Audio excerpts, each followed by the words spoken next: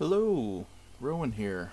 So, I just saw on Twitter that Dennis Cooper, who is the author of a book I read recently called The Sluts, that I liked very much, he has a blog. And he just released a blog post of his favorite stuff of the year so far. Fiction, nonfiction, poetry, film, art, music, and internet stuff. It's very long, and I didn't know about basically everything on the list, which made me feel both very ashamed and very excited. So I thought we would take a look at just the fiction section of the list and go through it, see what the fuss is, see what all these books are about, and maybe gain some new items for our TBR. Let's go on this journey together. So, the first thing on the list is The Worm by Nicou. Juche. I've never known how to pronounce that word. It's a North Korean, the concept of like sustainability and independence that is sort of like the guiding principle of the government of North Korea.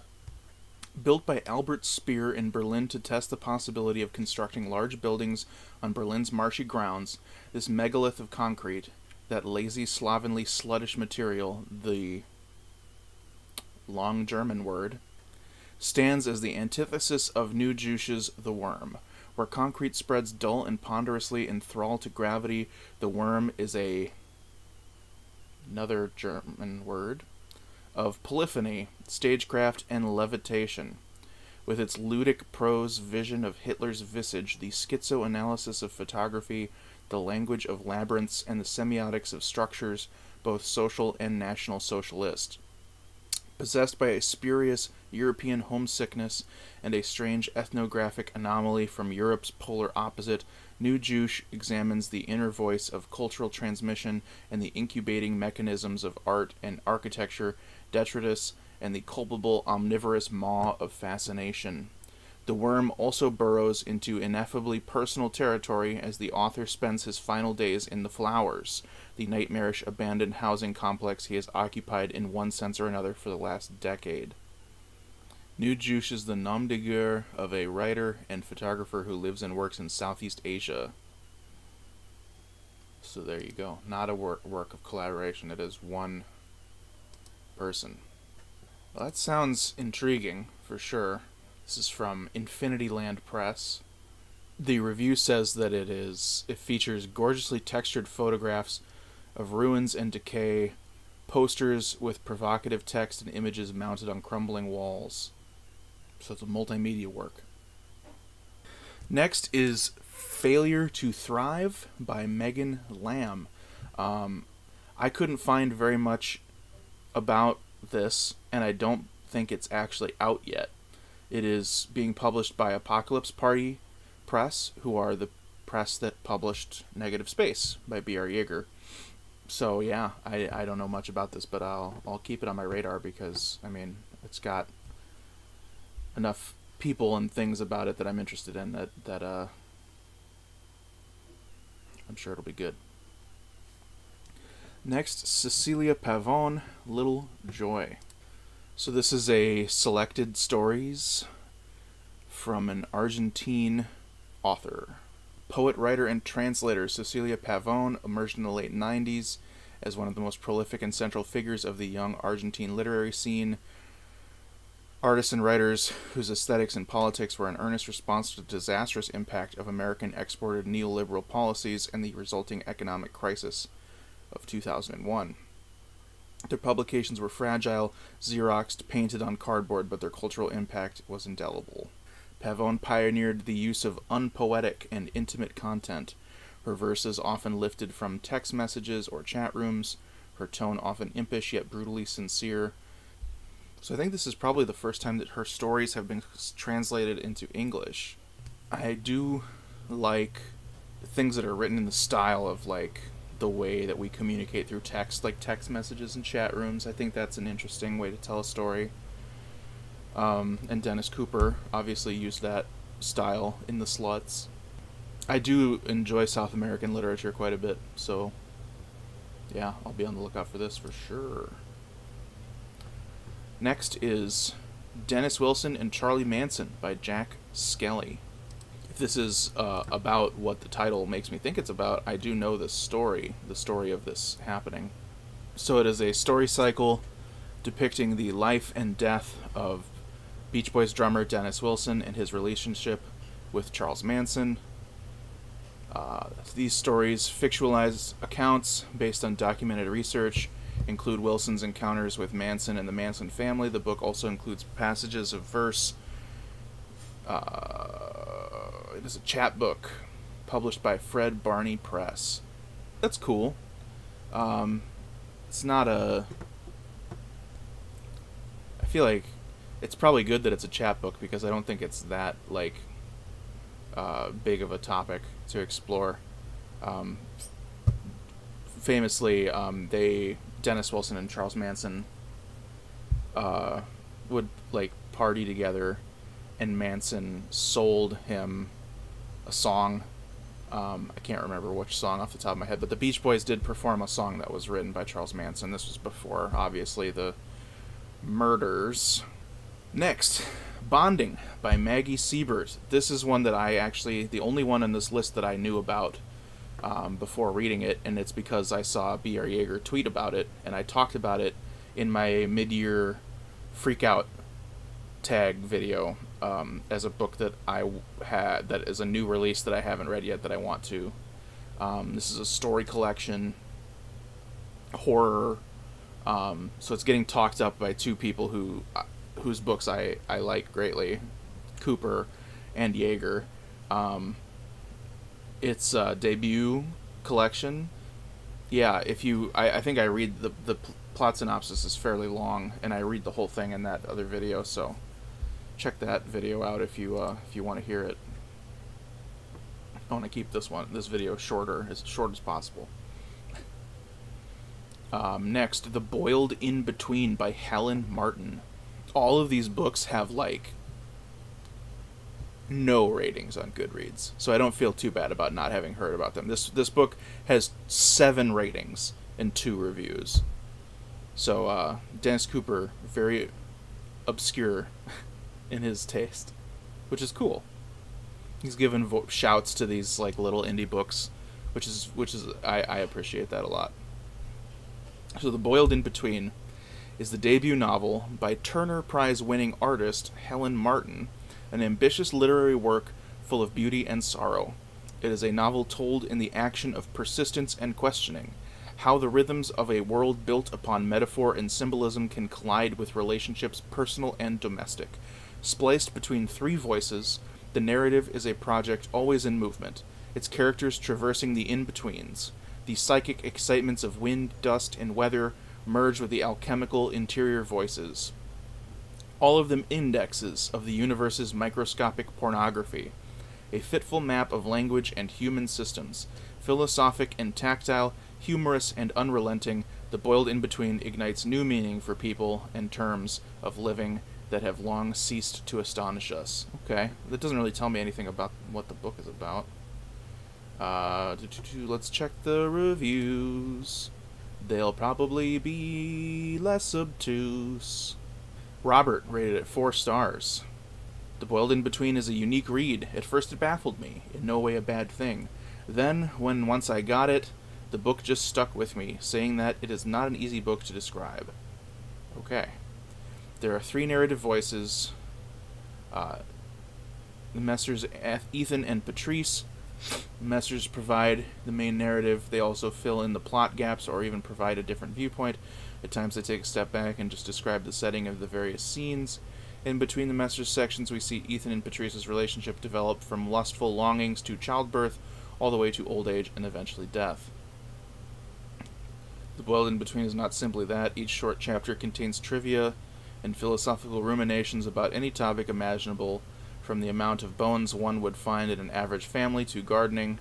Like Sebald, these topics seem random, but they have their own part to play in the novel. Sebald, of course, referring to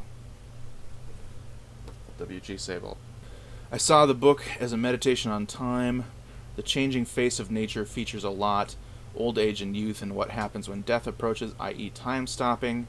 In the beginning of the book, Ethan is portrayed as a person who lives for fleshy pleasures. It's a weird way to phrase that. Only to lament the loss of that longing. Patrice herself is seen as the more practical one, but even childbirth causes her to change. Technically, we are all victims of time. Okay. It sounds like interesting. Anything that's described as like extremely weird or hard to summarize, that always intrigues me. So I'll definitely add that to my TBR. Next, Docs by Alex Beaumais? Let's go with Beaumais. When Bella Ogoric starts using seeking arrangement to help pay down her family debt, she meets a wealthy young man involved in right-wing internet politics. Her sister violently disapproves. Featuring 3 Polish sisters, an edgelord who gets doxed, MDMA, bad theory, and heart attacks, this is a novel of cultural decline. There will not be a recovery. Alright. 2 ratings, 0 reviews on Goodreads. I do think that the world of like online right-wing internet politics is really interesting. Personally, to me, I know a good amount about it and I'm fascinated by it. So that's a topic that I am in on. So I definitely am going to add this to my TBR. ELADATL, A History of the East Los Angeles Dirigible Air Transport by Sesshu Foster and Arturo Ernesto Romo. And it's got a quote from Jonathan Latham. Is this not out yet? No, it's out. City Lights put it out, too. Mark Doughton did a quote for it, who I earlier this year, I don't know if I've talked about this on my channel, because I read it before I started the channel, but earlier this year I read Mark Doughton's first book, The Infernals, which was very good. Let's see what this is all about. A breathtaking free fall into the long-buried and fictional history of a utopian era in American lighter-than-air travel, as told by its death-defying aero-acrobatic heroes. In the early years of the 20th century, the use of airships, known as dirigibles, some as large as 1,000 feet long, was being promulgated in Southern California by a semi-clandestine lighter-than-air movement. Groups like the East LA Balloon Club and the Bessie Coleman Aero Club were hard at work to revolutionize travel, with an aim to literally lift oppressed people out of racism and poverty. ELADATL tells the story of this little-known period of American air travel in a series of overlapping narratives, told by key figures, accompanied by a number of historic photographs and recently discovered artifacts, with appendices provided to fill in the missing links. The story of the rise and fall of this ill-fated airship movement investigates its long-buried history, replete with heroes, villains, and moments of astonishing daring-do and terrifying disaster. Written and presented as an actual history of a fictional company, this surrealist experimental novel is a tour de force of politicized fantastic fiction, a work of hybrid art, making distilled into a truly original literary form, developed over a 10-year period of collaborations, community interventions, and staged performances. ELADATL is a furiously hilarious send-up of academic histories, mainstream narratives, and any traditional notions of the time-space continuum. This sounds so up my alley. So up my alley. Definitely gonna have to check this out. Fake histories, parodies of educational texts. Super, super interesting to me. I really dig that stuff a lot. So, yeah, definitely gonna check this one out. Alright. Next, Paresis and Genesis Zero by Isabelle Nicou. These look to be 2 separate books. They are 2 separate books. So these are both novellas. It looks as though Paresis was originally published in 2002, and Genesis Zero was published in 2007. I do not see what language they were originally written in anywhere, but they have just been translated into English for the first time. The plot synopses on Goodreads do not tell you much. Let's check out the reviews. Christopher Robinson.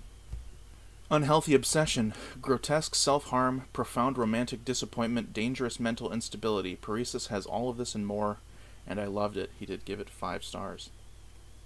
I picked it up intending to read roughly half before going to sleep, but instead ended up devouring all of it in one sitting. It could not be helped. That is a good sign. It is French. The prose translated beautifully from the original French is delightful. In Genesis 0, Christopher Robinson rated this one 5 stars as well. Compact, elegant, brimming with harsh brilliance that came out of nowhere and absolutely knocked me out. Harrowing, troubling, haunting, unapologetic, gorgeous stuff. Highly recommended to adventurous readers with strong constitutions. So I'm sensing that this is probably some disturbing shit. Tough shit to read. I'm down always for some of that. Next, we've got Residue by MM/DD/2020, month date 2020.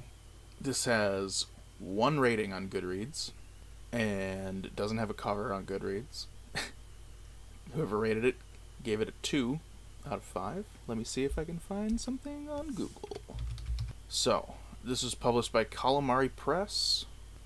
Residue is a text/image collaboration of dream-inspired fictions by DD that were prompted by Rorschach-like prints by MM, both subconsciously rendered in response to the anxiety-ridden events of 2020.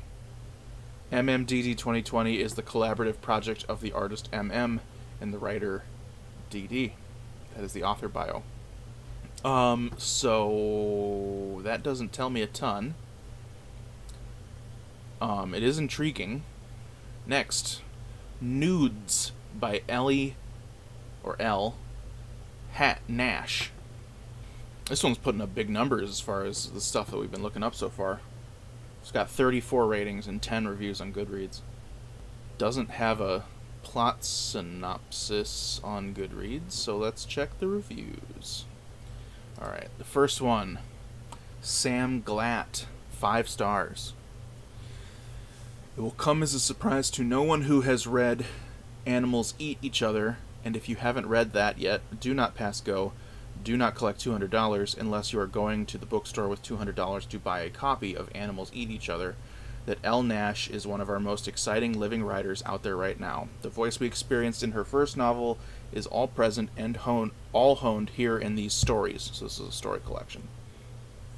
It's particularly amazing just how well she straddles masterfully a wide array of different voices across these stories while still ensuring that each and every single one is unmistakably Elle Nash. I love these stories and all of their grit, messiness, sexuality, devastation, and existentialism. There is so much to dig into here, so much to revisit, and clearly so much to look forward to from the author as she continues putting work into the world. Elle Nash only whips out bangers, is the next review. Another review, phenomenal collection of short stories that will make you bleed. Bernard and Pat by Blair James. I suppose that these are the horses from which we are thrown. We see things as we are, not as they are. How do we best see? With eyes old or new? How well do we rise after falling? Catherine is small, and everyone else is big. The world has lots of rules which she cannot keep up with, and lots of things happen that just don't feel right. With Dad gone and Mum at work, Catherine spends her days with Bernard and Pat. These are days that she will never forget, but never quite remember either. Bernard and Pat is a tour de force, a novel deeply aware of the peculiarities of memory and the vulnerability of childhood. Catherine's voice is unforgettable. Let me check the reviews. So it looks like this book deals with sexual trauma in childhood. So if that's not your thing, fair warning. A meditation on memory and the vulnerabilities of childhood. It sounds interesting. Maybe not something that I need to rush out and get, though. Next, Rituals Performed in the Absence of Ganymede by Mike Corral. In Mike Corral's instant cult classic Gut Text, the reader observes the text caught in the physical objectness of a book as it slowly becomes a living organism. Self-conscious, feeling pain, fear, and desire. Rituals performed in the absence of Ganymede takes the text beyond the physical, where the reader and the text enter the search for a body that can contain you both. What the fuck does that mean? To the reviews. This is from Joe Bielecki. It's difficult for me to write about the contents of the book itself. The book is about itself. The book contains itself. The book has characters, but the book is the character. Some philosophies will assert that we as people are just different aspects of the universe experiencing itself. Well, so too are the characters and rituals aspects of the book experiencing itself. The common chorale tropes propel you through the text, rhizomes and chiton being two of my favorites. Adding to the organic and labyrinthian feel of the book, Mike mentioned bibliomancy to me when we spoke about the book, and I anticipate coming back to the book in the future with that in mind. So this sounds like it's very weird and meta, and usually I like things like that. So, to the TBR it goes. Y'all, this list is so long. I don't know how Dennis Cooper reads so many books that I've never heard of that are good. Like, it is wild to me. Let's keep going. Honey Mine, Collected Stories by Camille Roy. Honey Mine unfolds as both excavation and romp, an adventure story that ushers readers into a lesbian writer's coming of age through disorienting, unsparing, and exhilarating encounters with sex, gender, and distinctly American realities of race and class. From childhood in Southside Chicago to youth in the lesbian underground, Roy's politics find joyful and transgressive expression in the liberatory potential of subculture. Find here, in these new, uncollected, and out-of-print fictions by a master of new narrative, a record of survival and thriving under the conditions of danger.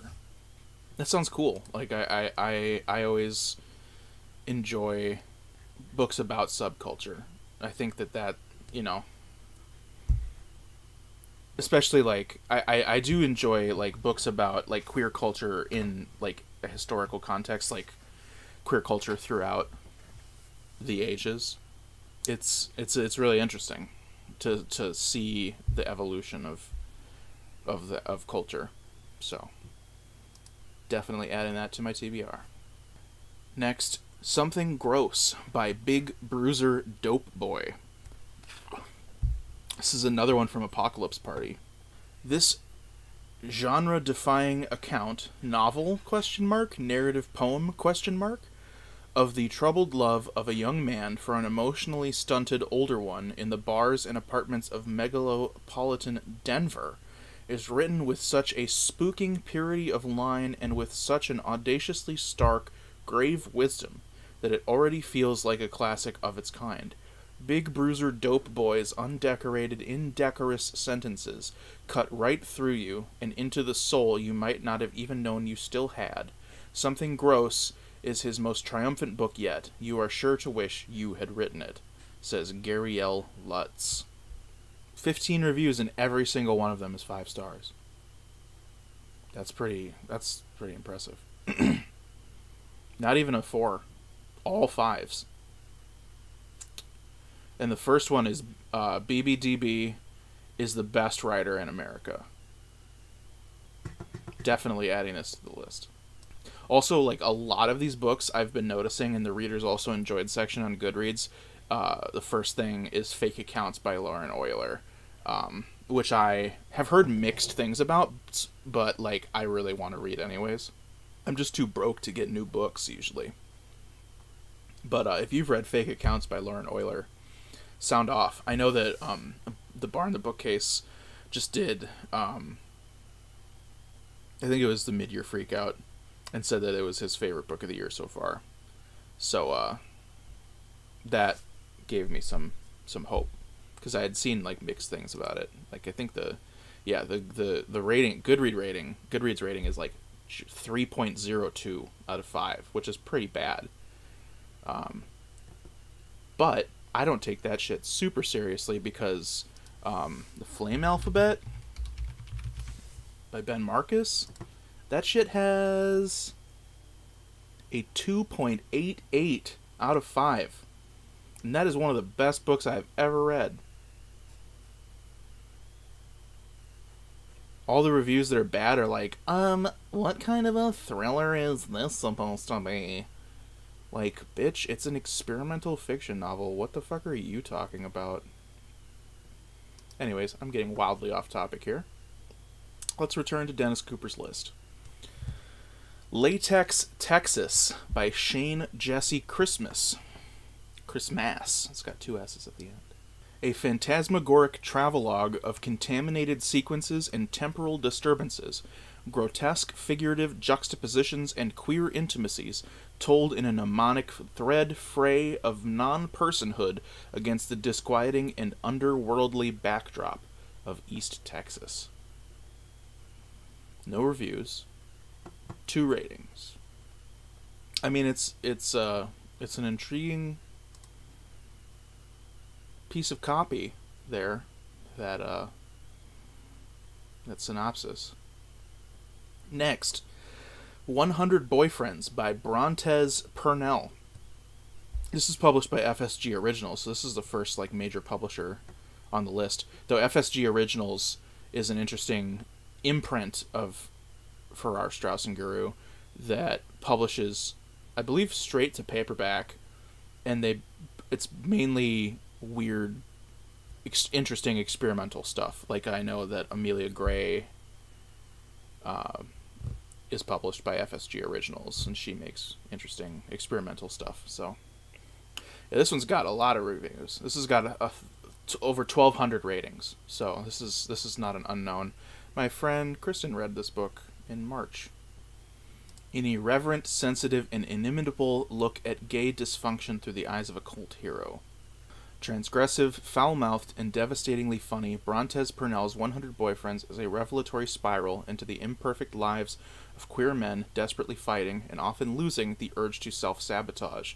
His characters solicit sex on their lunch breaks, expose themselves to racist neighbors, sleep with their coworkers' husbands, rub Preparation H on their hungover eyes, and in an uproarious epilogue take a punk band on a disastrous tour of Europe.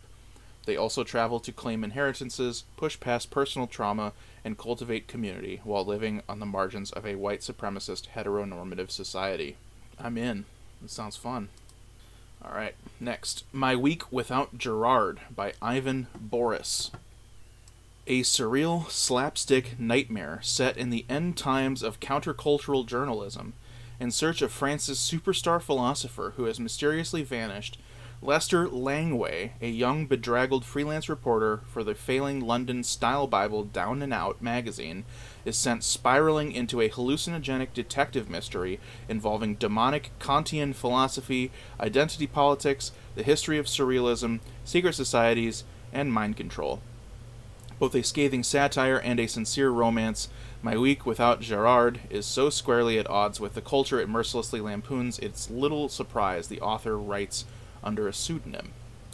Well, there were a lot of buzzwords in that are trying to get me to read it because I am interested in them. We got demonic Kantian philosophy, surrealism, secret societies, mind control. These are all things I like. I'm gonna have to check it out. Next, Desperate by Alexandrine Ogundimu. What's a decent price for coke? Should he stop doing coke? Should he kill himself? Had he ever been raped? Why did he only want to fuck straight guys? What would happen if he jumped in front of a train? And the ever-present question of what the fuck was he doing in New York? It says that this is only 52 pages long. It's got a couple of reviews. A half-Nigerian Midwestern transplant to New York moves there to study fiction.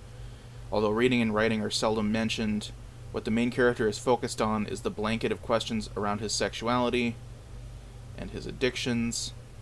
Nothing remains to answer these questions except indigestion and hangover. So it is short. It's a chapbook, he said.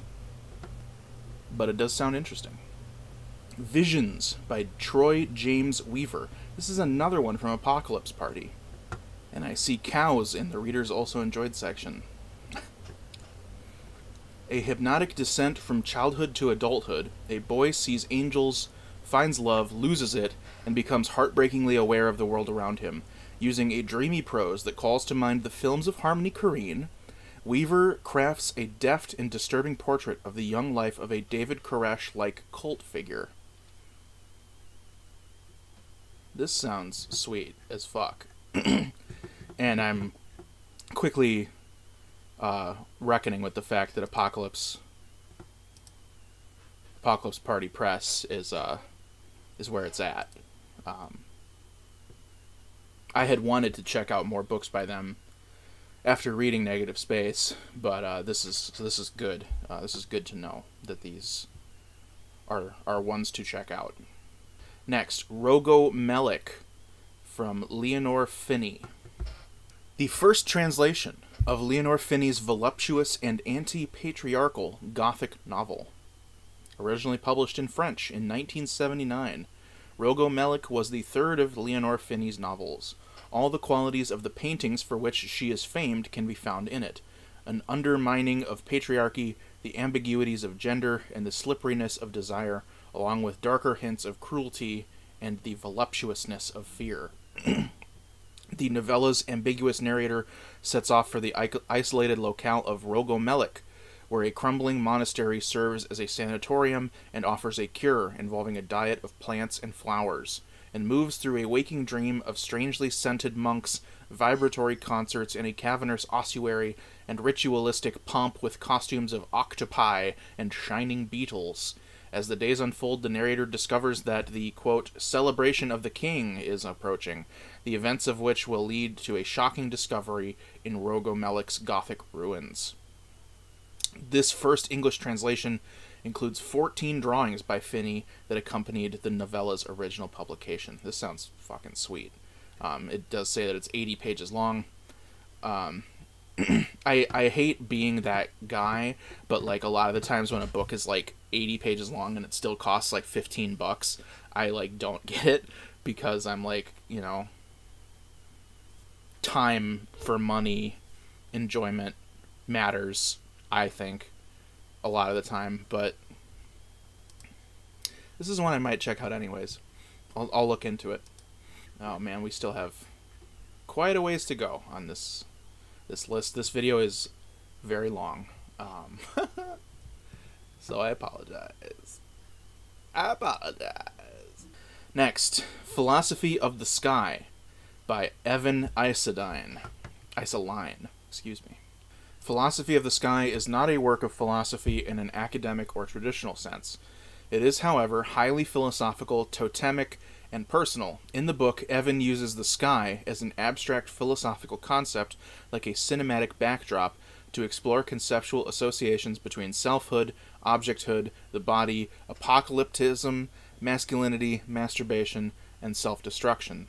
The text, symbol, and glyph are partially augmented by chants, cut-up processes such as language translators, Markov chain generators, and AI natural language generators for the purpose of eliminating narrative preconception, discovering subconscious visual realms, and spotlighting a point of tension between natural and artificial aesthetic forms.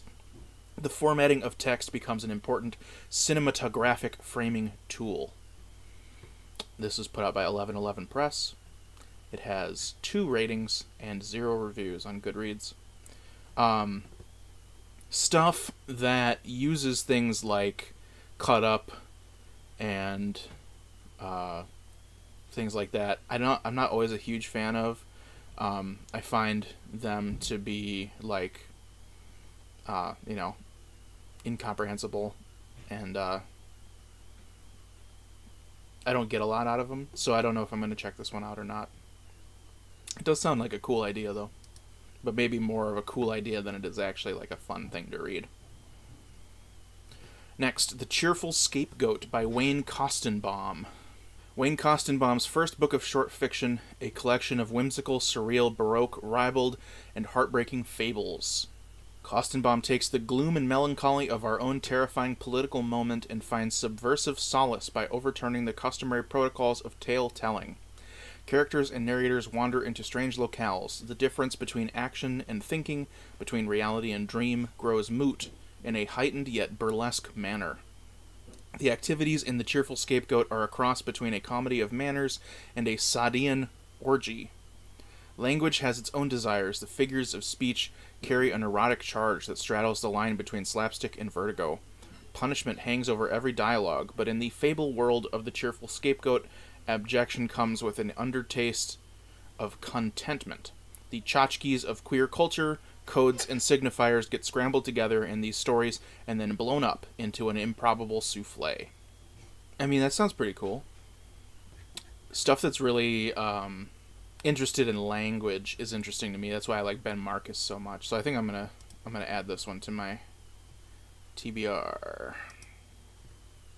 Next, You Will Love What You Have Killed by Kevin Lambert.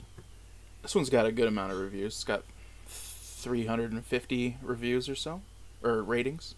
Faldistoire's grandfather thinks he's a ghost. Sylvie's mother reads tarot and summons storm clouds to met her witch's justice. Behind his Dad of the Year demeanor, Sebastian's father hides dark designs. It's Christine's grandfather who makes the boy a pair of slippers from the dead family dog, but it's his dad, the uncannily named Kevin Lambert, who always seems to be nearby when tragedy strikes. And in the cemetery, under the expressionless gaze of toads, small graves are continuously being dug.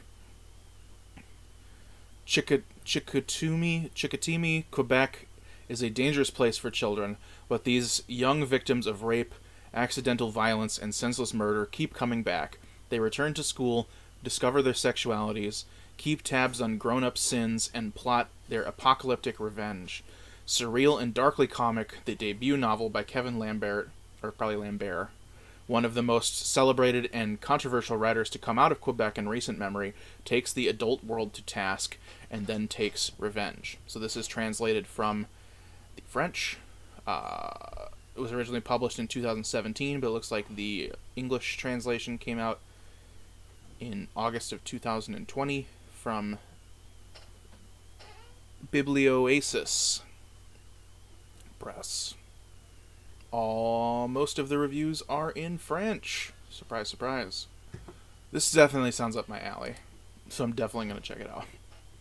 Definitely going to check this one out.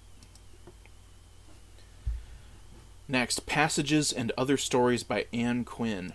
So, this looks like it was originally published in 1969, then was republished in 2003 by Dalkey Archive, who I'm a great fan of, and then now has been republished yet again, but I don't see who is the publisher on Goodreads. It doesn't say. A poetic book of voices, landscapes, and the passing of time, Anne Quinn's finely wrought novel reflects the multiple meanings of the very word passages. Two characters move through the book, a woman in search of her brother, and her lover, a masculine reflection of herself in search of himself. The form of the novel, reflecting the schizophrenia of the characters, is split into two sections, a narrative and a diary, annotated with those thoughts that provoked the entries. And it looks like Mark Nash, the booktuber, read this earlier in the year, just a couple months ago. He gave it 4 stars, so that's always good to know. It sounds like interesting, but not like super duper interesting. Not like I need to go get this right away interesting. Next, The History of America in My Lifetime by Brooks Sterrett. Alright, well, this has 4 ratings and 3 reviews, and a very short plot synopsis. The plot synopsis reads, a shredding facility employee encounters a mysterious film and becomes obsessed with finding its director.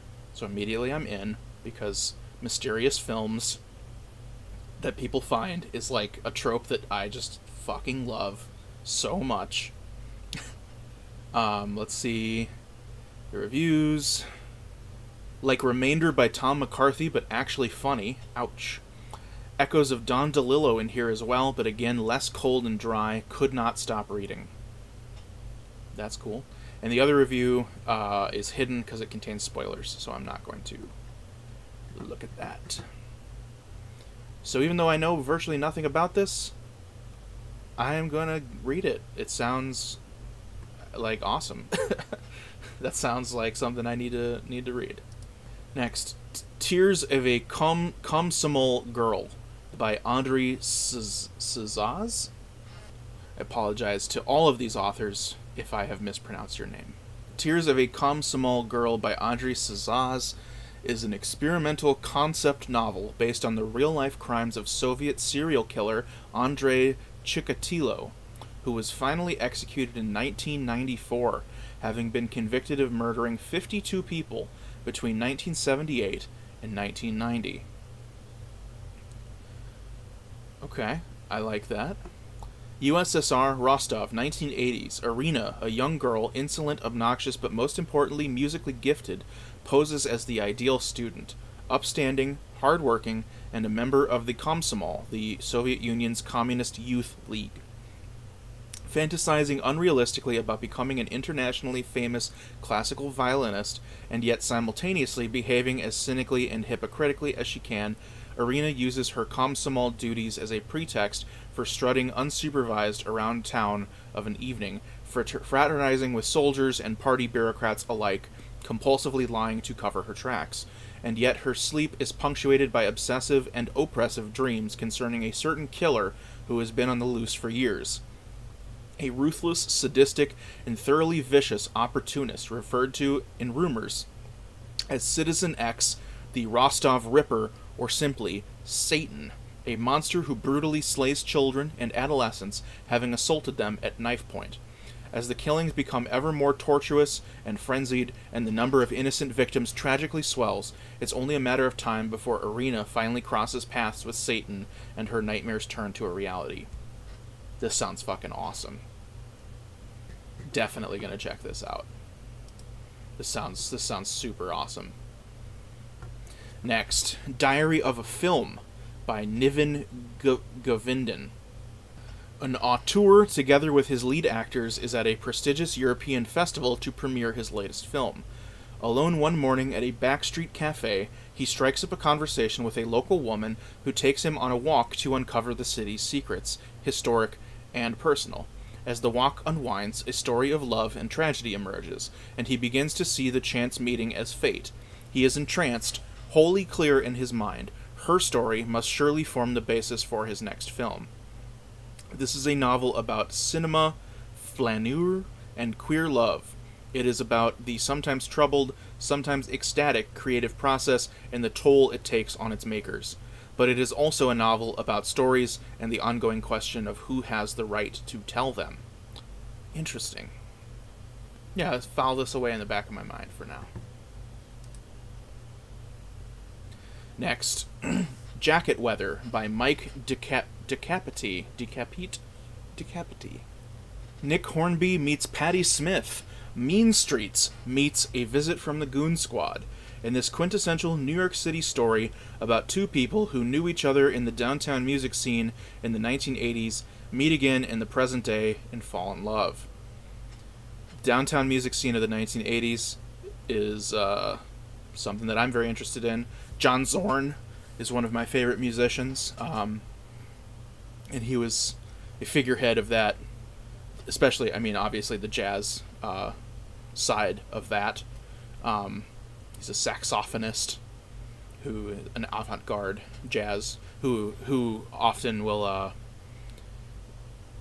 bring in like rock and metal and grindcore influences into his music. He had a grindcore band called Painkiller that was awesome. He's best known for making the album Naked City and then having a series of albums released under the band name Naked City that was the same band that made the album Naked City. But the album Naked City is like his best known work, and that's one of my favorite albums of all time. Absolutely. What an amazing album. Anyways, back to Jacket Weather. Mike knew June in New York's downtown music scene in the 80s. Back then, he thought she was the living night, all the glamour and potential of a New York night when you're 25. Now, he is twice divorced and happy to be alone. So happy, he's writing a book about it. Then he meets June again, and here she was with a raincoat over the back of the chair talking about getting a divorce and saying she's done with relationships. Her ice-calm eyes are the same her glory of curls. Jacket Weather is about awakening love, dizzying, all-consuming, worldview-shaking love, when it's least expected. It's also about remaining alert to today's pleasures, exploring the city, observing the seasons, listening to the guys at the gym, while time is slipping away. Told in fragments of narrative, reveries, recipes, bits of conversation, and snatches of weather, the book collapses a decade in Mike and June's life and shifts a reader to a glowing nostalgia for the present. This is from Soft Skull Press. If you watch this quickly, there is a giveaway for it on Goodreads. Looks like the book's not coming out until October, actually. So, this is a chance to get an arc of it. Up next, Hung Up, a queer novelette by Jeffrey Kennedy. This is not on Goodreads. It is available, I think it's self-published. It's on Amazon. Hung Up is an experimental tale written in the do-it-yourself spirit of the homocore scene of the 1990s. It uses a letter, diary entries, dream sequences, and traditional narrative to tell the story of Billy as he moves away from his small-town past toward his big-city future. Lasting interpersonal connection eludes him. Should he keep trying, or should he cultivate solitude itself? It's 26 pages long. So, novelette, that's a pretty bold thing to call something that's 26 pages long. That's a short story. Yeah, I don't think I'm going to check this out. I mean, I'm sure it's good. I trust Dennis Cooper, but it just doesn't sound like something I need to read. We're almost done. We have 3 left. The System Compendium by Zach Ferguson. This one also is not on Goodreads. It is on Amazon. Zach Ferguson's debut novel Eat Your Keyboard was released at the beginning of 2017, and before, during, and after its release, he was working furiously at writing the final 2 books of what Zach fully envisioned as a trilogy of books. The writing process was hard going, the book continually evolving, warping. The whole experience has been hard and heart-wrenching. Zach wasn't happy with it, nor felt much confidence as to the future book's safety and the work's integrity with the press it was with initially. Eat Your Keyboard was and continues to be a novel that has infected those whom have read it. Many have inquired as to whether there are follow-ups. Zach has reassured many for the last 2 or 3 years that the book was forthcoming. Alas, it wasn't. So much has gone on between the first book and the ever-changing 2 books that were bristling in anticipation to mess up the readers if it knew it could corrupt. Zach was undecided about the book's fate. After much turmoil and strife, both professionally and personally, Zach burnt out. The only thing that kept him going was the notion that he could now set up shop and continue on his career as a writer, but willing to add publisher to his resume. And the Eat Your Keyboard cycle was not going to fade. It was going to be at the epicenter as to why he wanted to publish his own works. Since then, starting his own press, Zach has released 7 novels, though no signs of the Eat Your Keyboard follow-ups / reissues were made clear to anyone nor himself. Over the past few years, Zach has worked almost every single day on his 600-page experimental novel that collects all 3 books of the Eat Your Keyboard trilogy. The difference is, the book is one big compendium, with new art exclusively made for this book's release by Carlos Davia, and special adverts shoved in by D.B. Spitzer to lend this book a whole new identity, and a few crappy pieces of artwork from Zach's end, but let's see if you can spot them. If you have read Eat Your Keyboard, not only do you get a new expanded, rewritten, like the best re-released experimental cut-up novel, you get both of the follow-ups, Destroy Your Keyboard and Disgorge Your Keyboard, a wholly new, huge beast of a book to weigh down your children when they won't keep still, or to hold open a bank vault's doors as you steal its contents. That, or it just makes your already having bookshelves bow under its madness. Your already heaving bookshelves bow under its madness. As a person with a diagnosis of autism, Zach strives to create a book that gives the reader the closest thing to an autistic experience as possible. Interesting. A roller coaster ride that Zach experiences on a daily basis, a psychological and mental challenge that has been shaped into a physical form. The reader will feel most things associated with autism by immersing themselves into Zach's world and writing. So this is 600 pages long, 3 trilogy books, system compendium. It's on Amazon for $25. So the first one, Eat Your Keyboard, is on Goodreads, but the trilogy together is not on Goodreads. This sounds really interesting. I am interested in it. Let's move on. I Hate You, Please Read Me by Joshua Dalton. Okay, does not have a plot synopsis.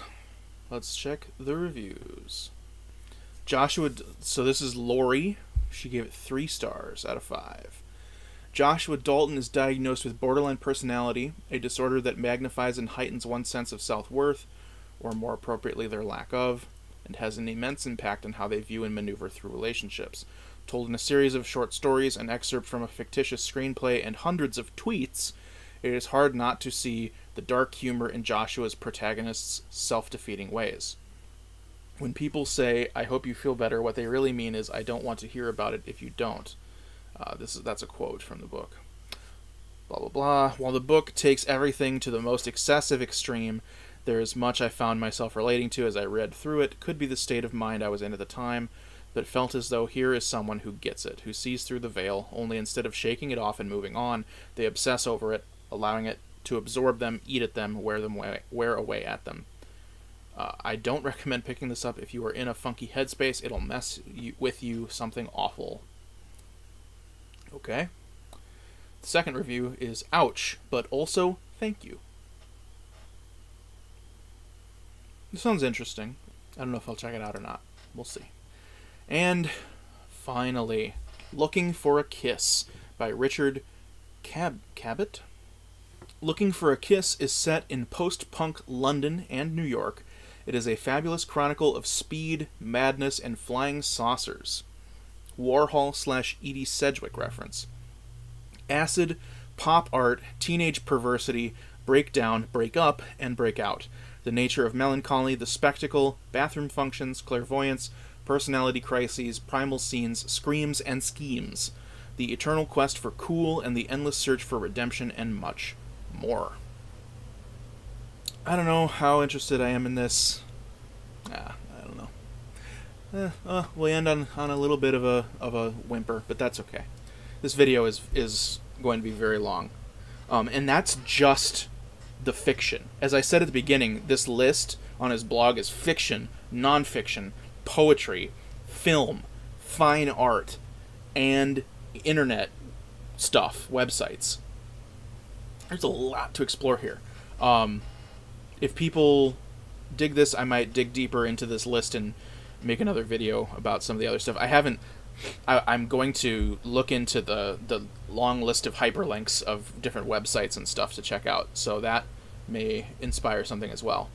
But so yeah, I hope that you found this as exciting as I did and found something new to add to your TBR. Thanks for watching!